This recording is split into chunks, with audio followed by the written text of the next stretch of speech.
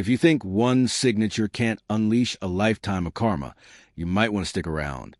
We love stories where a person's ego writes a check that reality has no problem cashing. Picture this. A wealthy man, giddy with relief, signs a document he believes will give him total freedom from his family. But what he doesn't know is that his soon-to-be ex-wife is holding on to a secret that will turn his victory into a permanent trap. This isn't just about a messy divorce. It's the story of how a man who thought he was winning his freedom ended up losing everything, all because of a truth he never saw coming. The air in the lawyer's office was thick with the scent of stale coffee and finality. Mark Reynolds gripped the pen, his heart thumping, not with doubt, but with pure, unfiltered relief. He shot a grin at his lawyer. No kids, no responsibility. Finally free. Across the table, his ex, Elena, sat perfectly still. No tears, no angry outburst. Just her eyes, locked on the paper, giving nothing away. What Mark couldn't see in her gaze was the timer he'd just set. This signature wasn't the end of his marriage. It was the beginning of his undoing. It wasn't always like this. For years, Mark Reynolds looked every bit the family man. He'd spend evenings on the floor, building block towers just so his twin toddlers, Josh and Maya, could shriek with joy as they came crashing down. Elena would watch from the doorway, smiling. He'd call himself the luckiest man alive, and for a while, he probably was. Then his tech company didn't just succeed. It exploded. Life went from quiet suburbs to the roar of private jets. Late nights at home turned into late-night parties in penthouse suites. A new woman, a sleek consultant, started whispering in his ear, "You're a titan. The suburban life is a trap." Slowly at first, and then all at once, his family felt like a burden. Elena went from being his partner to his ball and chain. The sound of his children's laughter went from being his favorite song to just noise. "You don't get my world anymore," he snapped one night, slamming the door behind him. He chose to ignore the confused sobs of his kids echoing down the hall. Their pleas for his time became annoying interruptions. Her calls went straight to voicemail. The distance between them grew until he finally said the words that shattered their world. During a nasty fight in their marble kitchen, he spat out, "I don't want to be a father anymore." Elena went silent, but it wasn't the silence of defeat. It was a chilling calm of a woman whose last bit of hope had just been crushed, replaced by something cold and hard. She just nodded, her eyes narrowing.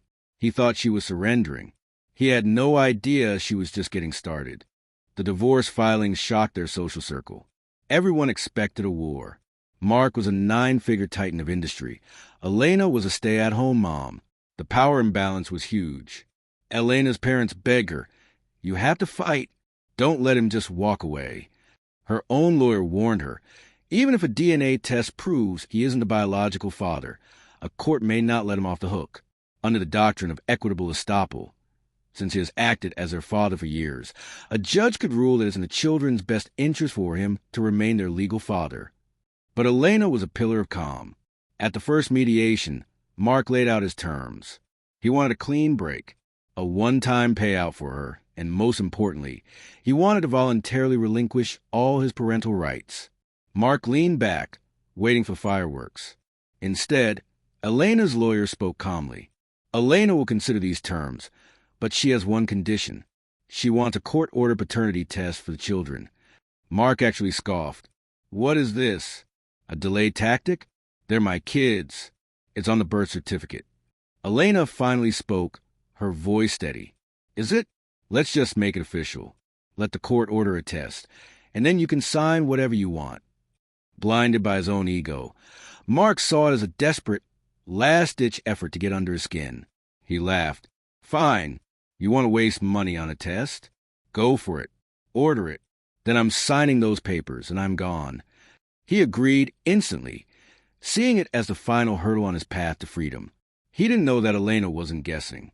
Years earlier, after heartbreaking miscarriages Mark had dismissed as her issue, she'd gone to fertility clinic alone.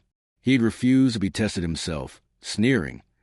"It's a you problem, Elena. Fix it." So she did, and in the process, she discovered Mark's infertility was absolute. The twins she carried and loved were not as by blood. This wasn't a story of a steamy affair.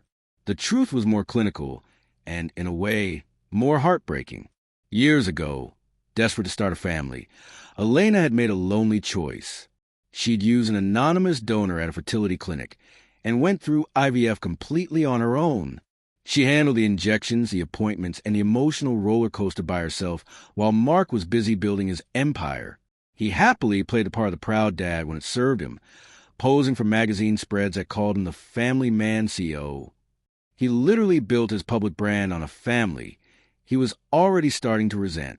So he demanded to sign away the burden. Elena didn't just let him.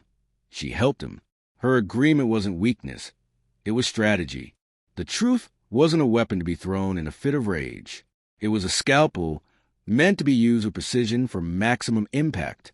By making him agree to a court-ordered DNA test, she was setting a trap he was gleefully walking into. He was so sure he was about to get everything he wanted.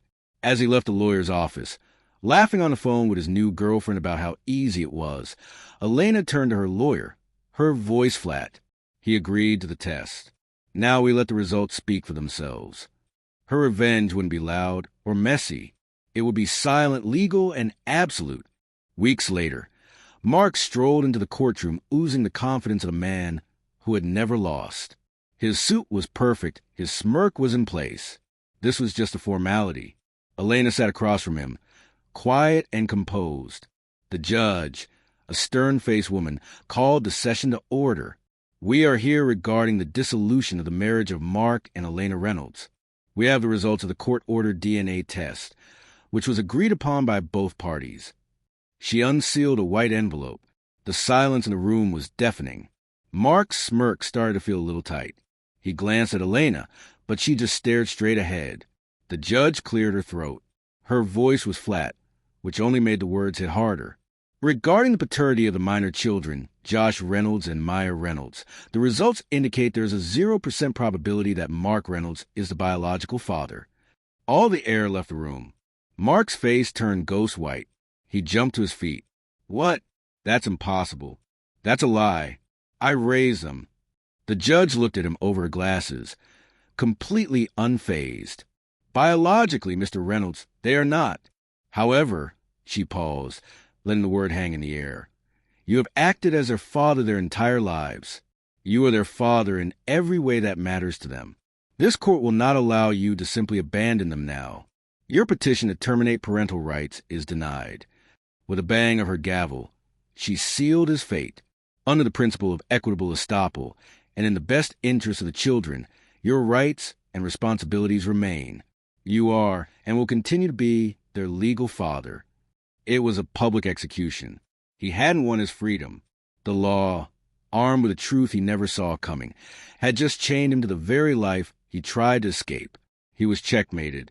The fallout wasn't a ripple. It was a tidal wave. The courtroom bombshell. Billionaire fraud tries to abandon his kids. Court forces him to be a dad. Was everywhere within hours. His entire brand as a legacy builder and family man CEO was a joke. His carefully crafted image was shattered. The board of directors, already jumpy about his lavish spending, saw their opening. They called an emergency meeting, citing a catastrophic loss of public confidence. The company's stock tanked. He was pushed out of the empire he built. The tax man came knocking, too. Those years of claiming dependence suddenly looked a lot like fraud to the IRS, who aren't known for their love of nuance. His mistress, the one who promised him a life of freedom, ghosted him. His fair-weather friends vanished. Broken, he drove to the sprawling home he was so eager to escape. He pounded on the gate, screaming Elena's name. A security guard appeared. Sir, you need to leave. You're not welcome here. Pushed back to the curb. He saw the kids through the gate. They were in the yard, laughing, chasing a soccer ball, totally unaware of the man imploding just outside their perfect life. That image, their happiness without him, hurt more than any boardroom betrayal. The psychological toll was immense, a spiral of sleepless nights haunted by the life he had tried to amputate, only to have it permanently chained to him. Years passed in a blur of failed ventures and dwindling funds. The penthouse became a small, dark apartment that smelled of regret. Mark Reynolds, a former Titan, was now just a ghost. One night, scrolling through social media, he saw it. A photo of Josh and Maya beaming in their high school graduation caps and gowns. They stood on either side of Elena, who looked strong, radiant, and happy. A comment underneath read, "You did such an amazing job raising them on your own. True parenting." His fingers trembled as he hovered over the message box. He typed, "Kids, I delete." He tried again. "I was wrong. Delete." The final, crushing truth hit him. The DNA test didn't destroy him. His own words did. "I don't want to be a father anymore." The court didn't grant his wish. It did something far worse. It denied it. It held him to his role and name only, leaving him with all the legal responsibility and none of the love. The law had etched his failure in stone, making it irreversible. There were no appeals for a wound you inflict on yourself. There was only the silence of his empty apartment and the echoing laughter of the children who were, and would forever be, happy without him. What do you think? Was Elena's strategy a brilliant checkmate or a cruel trap? Let us know your take in the comments. And for more stories about karma, justice, and shocking truths, don't forget to like and subscribe.